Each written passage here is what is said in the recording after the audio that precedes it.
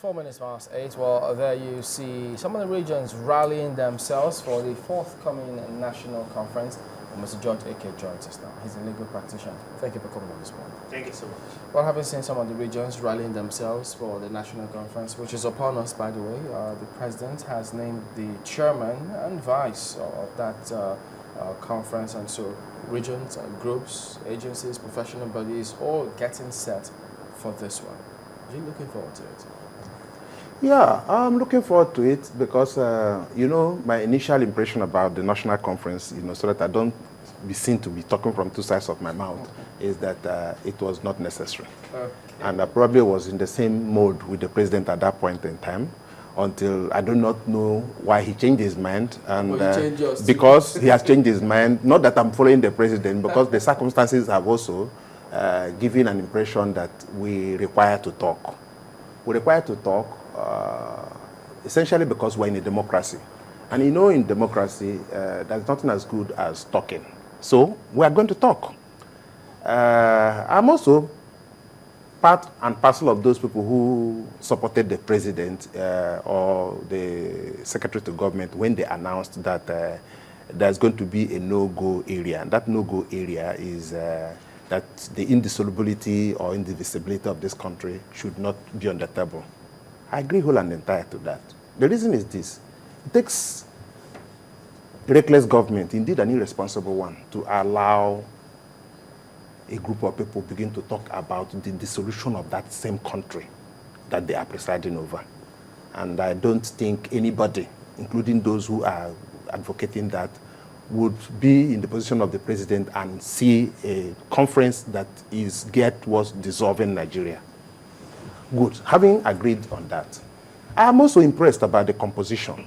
No, but before the composition, does that presuppose that whatever they discuss at this conference, if we don't find a way of agreeing on some of those very pertinent matters, won't that core, where it's a no-go area, eventually become the subject? No, it cannot be the subject, because you see, it is a challenge to them that they have to find a way of agreeing. No matter how much they disagree. 45%. Yes, no matter how much they disagree, they must agree that we are in one country and that this country must move forward.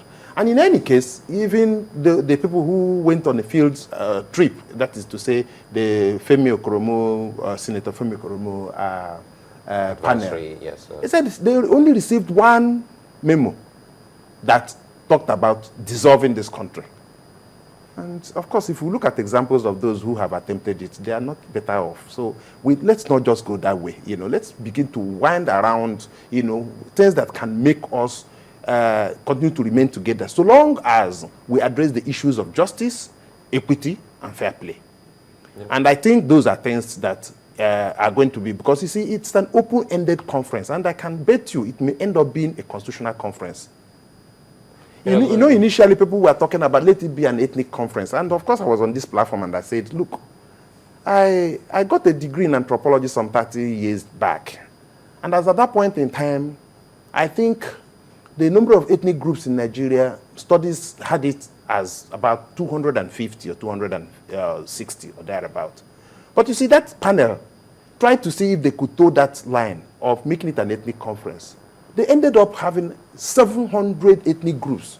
And by the time they went to the field, they found out that there were more. Some hamlets said they were an ethnic group. So it became a situation where they couldn't handle it. So I'm quite comfortable with the way they went. Literally every facet of life, every walk of life is represented.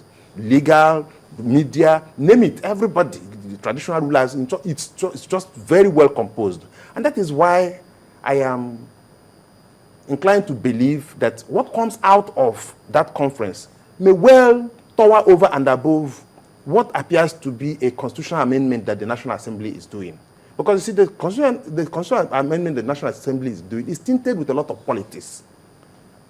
These other people are indeed the representatives of the people, if you ask me, because the way they are scattered, there's hardly any strand of opinion that is not going to be represented there. Meanwhile, the National Assembly, in what they are doing by way of amendment, is essentially political. Look at the one that almost went through, if not that it was shut down at the last, that they were trying to see if they can make it easier for them to impeach the president. a president that Nigerians queued up in the sun and in the rain to elect.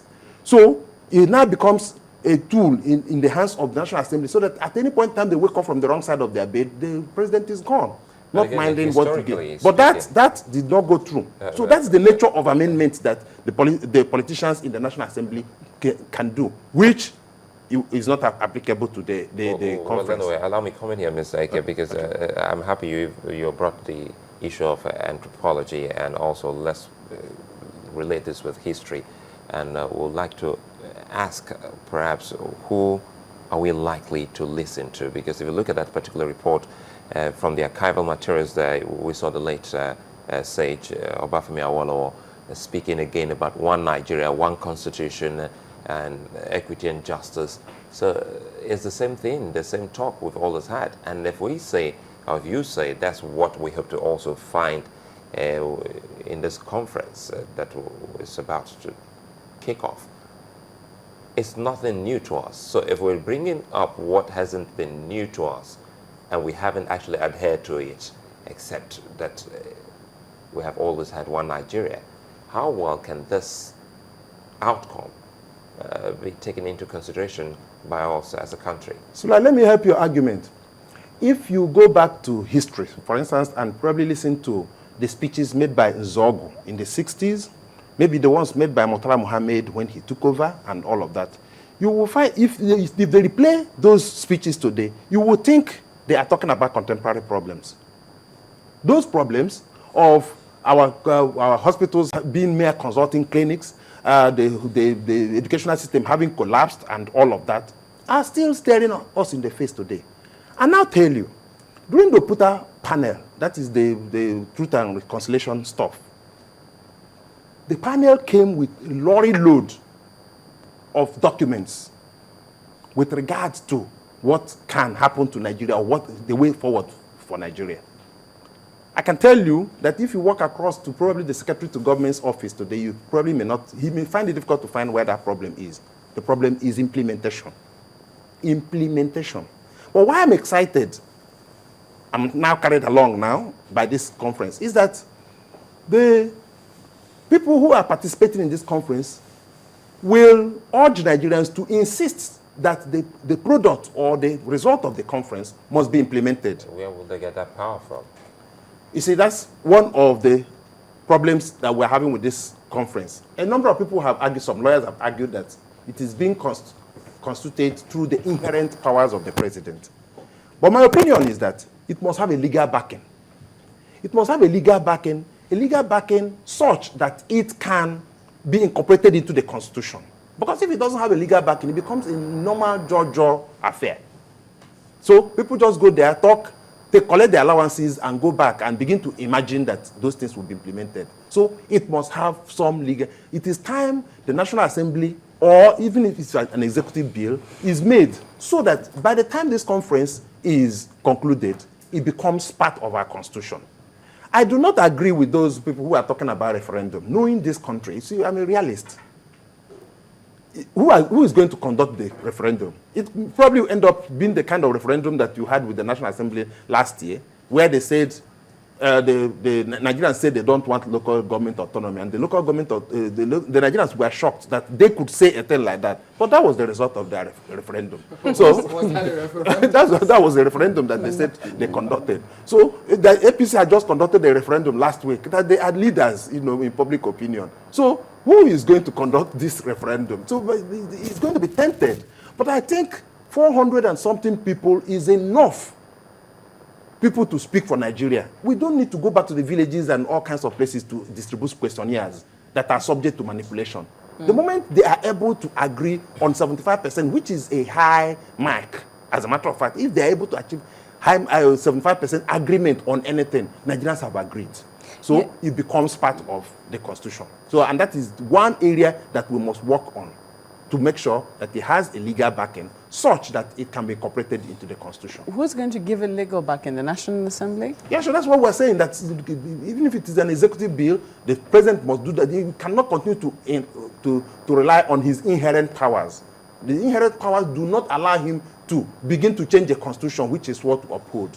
there must be a legal backing that will have a Senate that will incorporate this, the result of the National Assembly, I mean, of the Constitutional Conference into our Constitution, so that we can now begin to address, we would have addressed those parts of the Constitution which we feel are an impediment to equity, justice, and fair play. So one of which may well be a situation where you notice that since this democracy, it's been difficult to create a single local government. The military, that is one area I agree with those who appear to be uncomfortable with the current constitution. By the time the military finished creating the local governments, they almost like locked it up and threw the key into the ocean. You can't create a local government, except you have to get the concurrence of two-thirds majority of all this. And the moment you talk about getting that asset from all the states, they'll start presenting their own local government, and it becomes a jumble. The same thing with states. Now, and that is why when the Southeast is talking about being only 5 states, they have been trying to see if they can get a single state to equalize the other people that are, the other zones that are 6 and 7. It's been difficult because the military locked it up. It's difficult. By the time you ask for one single state for the Southeast, you will now find 60. Last year, it was about 68 states demands that people made. So you don't know which one to create. So those are areas that you have to unlock in the Constitution.